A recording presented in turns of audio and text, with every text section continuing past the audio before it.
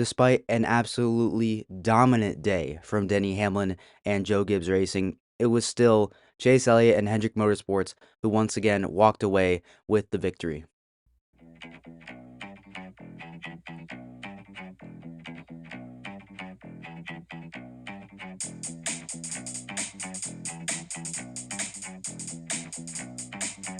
Welcome back to another episode of Talkin NASCAR. I am your host, Andrew. It's great to be back. I'm finally back from vacation here on Sunday evening. When I'm recording this episode, they'll be coming out to you guys probably early Sunday morning, or excuse me, Monday morning. So the work week should be underway for some. Spring break will be starting for most. I will be back at school though, unfortunately. That is pain for me to hear. So, anyways, I'm back after my vacation to give you guys an episode and a recap of the NASCAR Cup Series race, the Cookout 400 from Martinsville Speedway in Martinsville, Virginia. The Paperclip, one of the most iconic tracks in NASCAR, produced another great race today. A much better race than I would say than 2024 and 2025 combined. So, we'll go over that and more in this race today, but let's go ahead and just address the obvious from this one.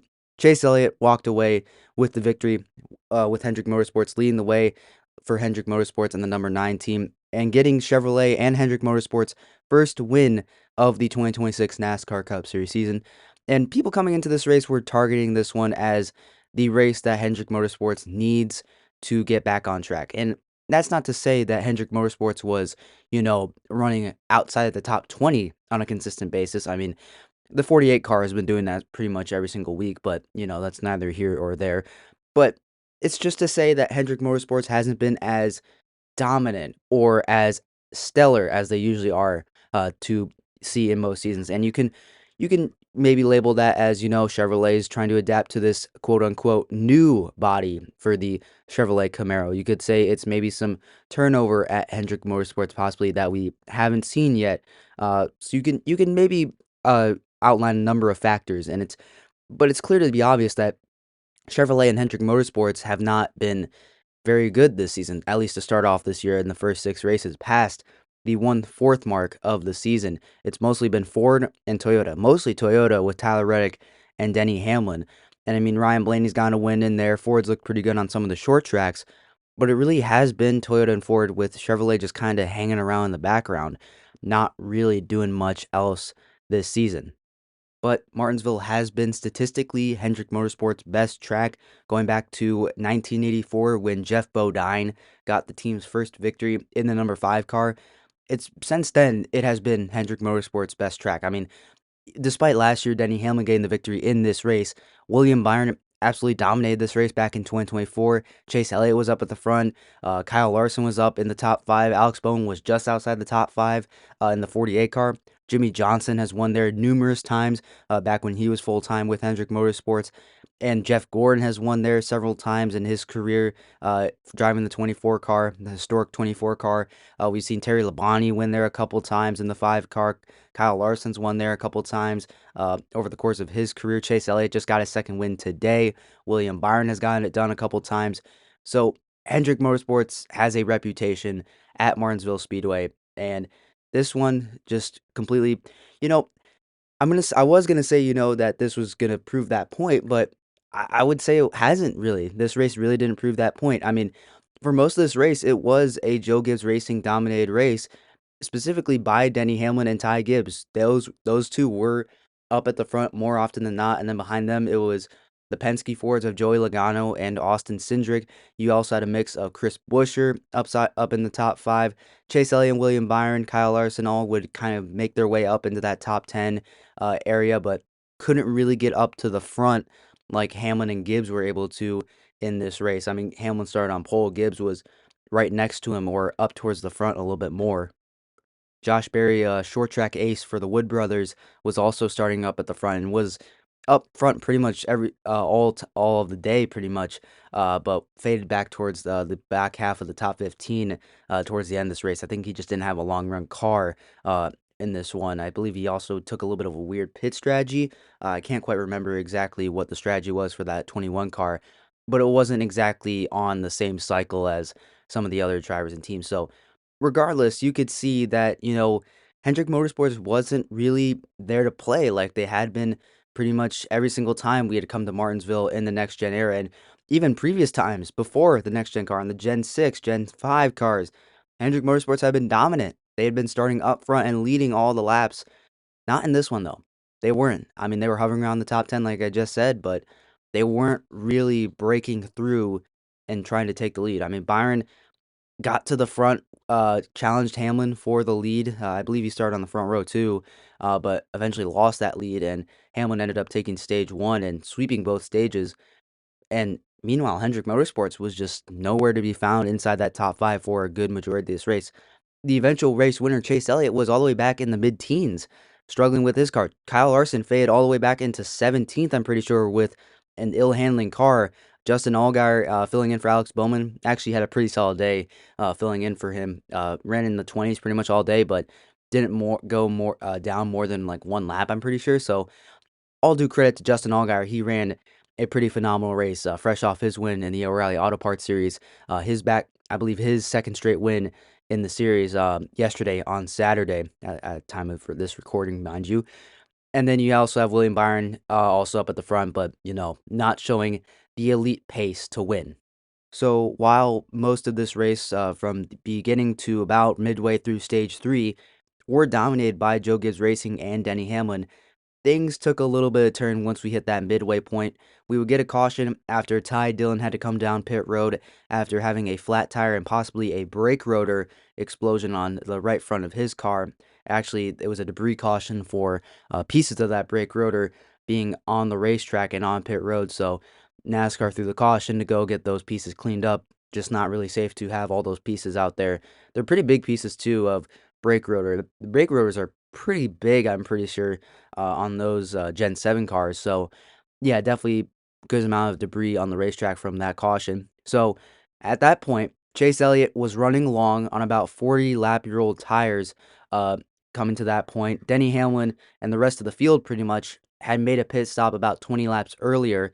Chase Elliott decided to short pit it and go on a different pit strategy, a very aggressive call by Alan Gustafson and crew.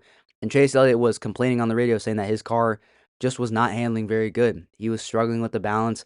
I mean, Chase Elliott said it after the race, I'm pretty sure that, he was actually fine with the balance. It's just he was struggling as those tires wore out. He didn't have that long run car that he needed to win. But when that caution came out for Ty Dillon, that was the golden ticket that Chase Elliott needed to put himself back in prime position to win. Because before that caution, Denny Hamlin was running him down very, very quickly. Chase Elliott was getting a little bit lucky because there was about 12 cars a lap down to slow Denny Hamlin down on his way to taking the lead back.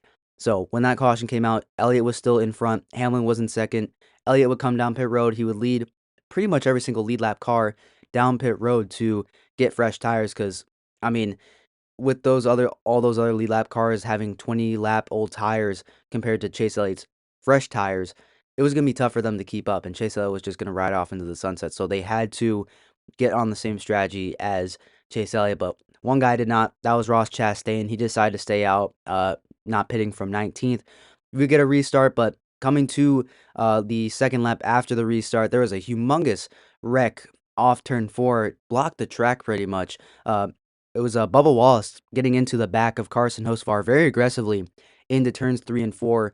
Bubba said it later after he was checked and released from the infield care center because he got a lot of damage, that he was not happy with Hocevar for, putting him 3 wide on the restart. He didn't mean to absolutely pile drive Carson Hocevar like he did. It was a really big hit that Bubba Wallace gave to Carson Hocevar, who in the past, Hocevar has been known to deal out some, pretty heavy hits heading into the turns. Look at Nashville last year with Ricky Stenhouse Jr.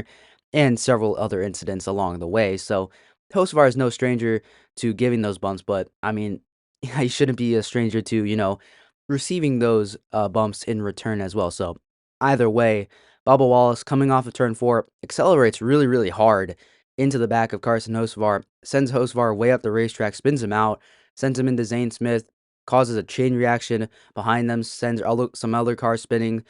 Connor Zilic gets caught up in that crash. There was a lot of cars caught up in this wreck. I mean, with it being a short track, there is just nowhere to go for some of these guys. I mean, all the cars involved, I'm going to list them all. Austin Dillon involved, he got some pretty big damage. Daniel Suarez Chris Buescher, Bubba Wallace ended up being out of the race. Riley Herbst, I believe, also may have been out of the race. Zane Smith, John Hunter Nemechek, Eric Jones, Michael McDowell, Carson Hocevar, and Connor Zillage. So an absolutely massive crash to, get the race back underway. No red flag like the O'Reilly Series race that happened last night on Saturday. They had a massive stack of crash on the front straightaway on a restart, and yeah, they had the red flag because there was just nowhere to go. So many damaged cars. Luckily, that did not happen today in Martinsville, so I guess that's a good stroke of luck. But regardless, they would get restacked, reset for another restart. Chase Elliott, Ross Chastain on the front row.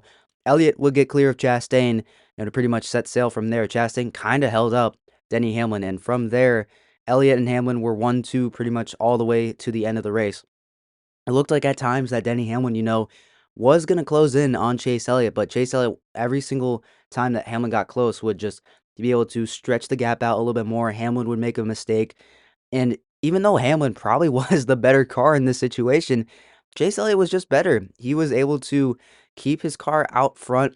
He got a little bit lucky with lap traffic. They kind of slowed down Denny Hamlin towards the end. Chase Elliott got lucky with some of the cars, being nice to him, and letting him out of the way. Like he gave a bump to Ricky Stenhouse Jr. and Stenhouse was like, "Okay, now I got to go up the racetrack. Message received, there, Chase. So I'll let you by." So you could say that Chase Elliott, got a little bit of luck from the lap cars, more so holding up Hamlin and not him, but it was close. It was a good little battle there. Hamlin trying to run down Chase Elliott. He got close several times, but Chase Elliott was still able to hang on. Didn't have to do too much defensive driving. It looked like from my perspective when I was watching this race, it looked like Chase Elliott was just, trying to run his own race, keep out in front, not make any mistakes. Meanwhile, Denny Hamlin was trying to run down Chase Elliott, but made some mistakes along the way, maybe driving a little bit too hard, and that ultimately ended up being the difference. So even though Chase Elliott ended up only leading 84 out of the 200 laps, it was still a very impressive win from Chase Elliott, who, again, it looked like he did not have a long run car, but still he was able to hang on twice even, like on that last cycle, that last pit stop cycle, hanging on with 40 lap old tires compared to Denny Hamlin and crew who had like 20 lap older tires. So, you know, he had worn out tires, Chase Elliott did, but was able to hang on. He's one of the best tire conservers in the sport, one of the best short track racers in the sport. And this is just what he does best. He was able to hang on and then was able to get lucky with that caution. A very aggressive call by Alan Gustafson, but it did pay off. So congratulations to Chase Elliott getting his first win of the season, getting his first win for Hendrick Motorsports and for Chevrolet. This is going to be huge for them as they head into the Easter break this weekend. The Cup Series will be off this week, and we'll be coming back to Bristol next week for Bristol, baby. Let's go. So that should be another exciting short track race, hopefully. Bristol, can be a little bit unpredictable, but hopefully we'll get some good racing over there as well. Let's take a look at some of the top finishers from this one. Obviously, Chase Elliott and Denny Hamlin won too. Hamlin had the fastest lap in this race, won both the stages. Chase Elliott got some stage points, I believe, in stage 2. And Chase Elliott, I stand corrected, did not get any stage points in this one. Chase Elliott, was up front when it mattered most. He was, working on the car. Chase Elliott did not have the best car. I'll say it again. He did not. Denny Hamlin probably had the best car in this race. But Chase Elliott, again, that risky call, he was able to get that track position, and, maybe that was all Chase Elliott needed. Just got to qualify better, Chase. That's all you got to do, man. That's all you got to do. If you're good on Saturday, you'll be good on Sunday. That's just a philosophy, I guess, in NASCAR. Who knew? Anyways, looking at the rest of the finishers, Joey Logano in third place after a bit of a rough weekend at Darlington last week. One of his better tracks, Darlington is. He struggled. He really did. I haven't really watched back my recording of Darlington yet. I was on a plane down to Tampa, so you can't get too mad at me, guys. I was having fun this week, so I couldn't really watch it back. But regardless, Logano bounce back weekend after Darlington this week. Ty Gibbs continues his strong little stretch of races here as we head into the Easter break. So Gibbs, we're getting back into the conversation. When will Ty Gibbs win? It was if he was maybe going to win last year towards the end of the year, but he's starting to come back into the conversation of when will Ty Gibbs get that first win. We'll have to wait and see. I've seen this movie before from Ty Gibbs. He gets hot, but then he kind of fades, towards the end of the year. So it was a good, strong finish from Gibbs. He just needs to get up front a little bit more, dominate a race every once in a while. How about that from Ty Gibbs? Anyway, fourth place for him. William Byron actually climbed back up inside the top five. Faded a little bit early on in the middle portion of this race in the stage three. So I think that pit stop cycle kind of set him back a little bit, but he still recovered for a fifth place finish. Ryan Blaney, one of the other better Fords in this race. His teammate of Austin Cindric in eighth. Team Penske looked really good in this race. Chris Buescher as well, another Ford, outside the top 15, had a loose wheel a couple different times, had some damage a couple different times to the wheel wells of that car, so he finished one lap down at 19th. So Buescher has had good speed. He really has. He was up front getting stage points in this one, but that lug nut issue and wheel issue, I should say, kind of set him back a little bit more. Looking at the rest of the order, Christopher Bell in 7th place, Kyle Larson in 9th, Josh Berry recovered to a 10th place finish. How about Shane Van Gisbergen? SVG started in 5th to open up this race, was up front in the top 10 for most of this race, got some stage points. I mean, Martinsville has become one of SVG's better tracks in the sport, and SVG, he's quietly becoming, kind of solid on the smaller ovals, the short flat ovals. He wasn't great at Gateway last year. We'll have to wait and see how he does this year. He was good at New Hampshire last year, another short flat oval. He was good at Phoenix this year, earlier a couple weeks ago, and now he's good once again at Martinsville. I believe last year in the fall Martinsville race, he was pretty solid as well. I think he got maybe caught up in an accident, so he didn't get the best finish. But SVG is showing really good speed on these short flat ovals, and it makes sense, braking zones. He comes from a road course racing background. They have more braking zones than ever in any type of track racing, in any type of racing, like super speedways. You don't brake at all, pretty much. I mean, on the ovals, like the intermediates, you kind of brake, but maybe not that much. And then road courses and short tracks, you brake more than any other type of track in the sport. So of course, SVG would be pretty good at that, you would think, and he's showing that. He's showing that he's developing at those short flat ovals, which was going to be a track maybe that we saw SVG struggle at. He was going to maybe adapt more to the ovals, the intermediates sooner, but I guess we were wrong about that. 12th and 13th, two RFK Fords, Ryan Preece and Brad Keselowski. Brad Keselowski making his 600th career NASCAR Cup Series start. So congratulations to Brad Keselowski on such a humongous milestone for Mr. Brad K, the 2012 NASCAR Cup Series champion. He's had good speed these last couple of weeks. He really has. Just hasn't qualified very good. Qualified outside the top 20 once again. Didn't really have the opportunity to get up to the front, but 2 weeks in a row, Keselowski has looked pretty solid. He's shown solid speed. And then two Toyotas to round out the top 15, Chase Briscoe and Tyler Reddick. Briscoe, his kind of mediocre season continues. I mean, it's gotten better from where it was to begin the year, but Chase Briscoe has not looked like a driver of the Joe Gibbs Racing number 19. I'm just going to be honest, he has not. He's been running top 15 at best. He's been running in the 20s. Like, he was a lap down at one point in this race, but was able to battle back, get the free pass, and was able to work his way forward. Found some speed late and finished in 14th, so salvaged a day, but still wasn't very good for Chase Briscoe. And then Tyler Reddick, I believe, had a pit road issue. Once again, set him back a little bit farther. Still finished in 15th. So Reddick, the points leader still right now, but this finish was definitely not going to help him. So hopefully we can see better things from Tyler Reddick going forward. But last week's winner at Darlington, still a respectable finish from the number 45 car. Looking at the rest of the order, Kyle Busch in 24th, kind of battled back to get a semi-decent finish for RCR equipment. The rest of the order, Austin Hill in the field making one of his part-time starts in the 33 car, finished in 33rd, and then two 2311 racing cars, Riley Herbst and Bubba Wallace, both over 75 laps down. Bubba, showed pretty decent speed. Top 15 car probably was like where Bubba was sitting most of this race. He started 15th, was kind of just running in that area, didn't score any stage points, and was just hopefully gonna get a good finish, but I mean, Bubba was clearly frustrated when he was doing an interview with Fox. He was clearly frustrated by that. So hopefully Bubba will rebound next race at Bristol. Bristol hasn't been one of Bubba's greatest tracks, if my memory serves correctly, but hopefully we'll see good things from Bubba at Bristol going forward. So there you go. Those are your top finishers from this one, the Cookout 400 from Martinsville Speedway. So with that being all out of the way, it is time to head to the final segment of these race recaps. It is time for my race review rating. I like to call it the triple R segment or the triple R scale. Whatever I like to say in these episodes, I really don't know anymore. My brain is fried from doing this stuff and being gone for a week. I'm rusty, guys. You just got to give me a little break here. So, anyways, the Cookout 400 from Martinsville Speedway. It was a good race, you know. It provided good, hard physical racing. It was difficult to pass, but I definitely could see the horsepower package that is back for its second week in a row. We saw it at Phoenix, and that improved the racing a lot. I would not say, though, this was a better race than Phoenix. I may have given Phoenix I may, if my memory serves correctly, I may be actually giving it this race a similar score to Phoenix.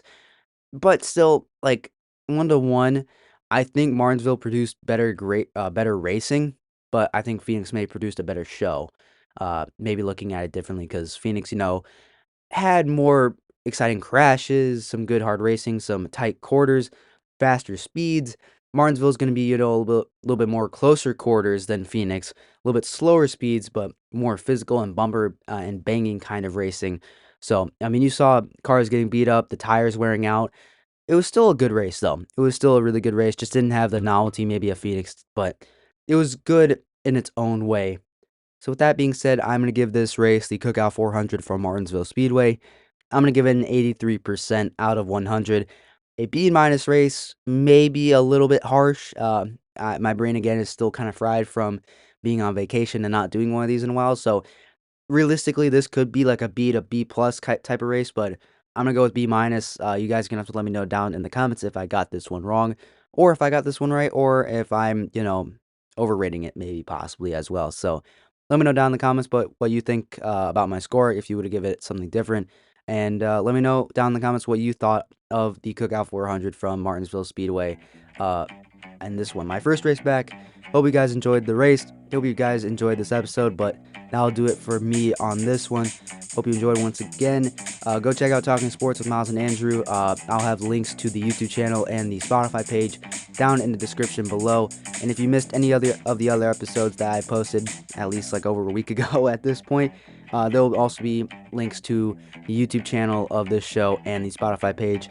Go like and subscribe to the YouTube channel. Follow the show on any of your podcast platforms, wherever you may be listening. Greatly appreciate it. Gives me a little bit more data to work with, I guess. More analytics for me to look at. See what I can improve with this show. And comment, please. Please comment. Share this with your friends as well if you're, feeling generous. But that'll do it for me, everyone. Hope you enjoyed. And I will see you very, very soon. Power rankings coming up in the next one.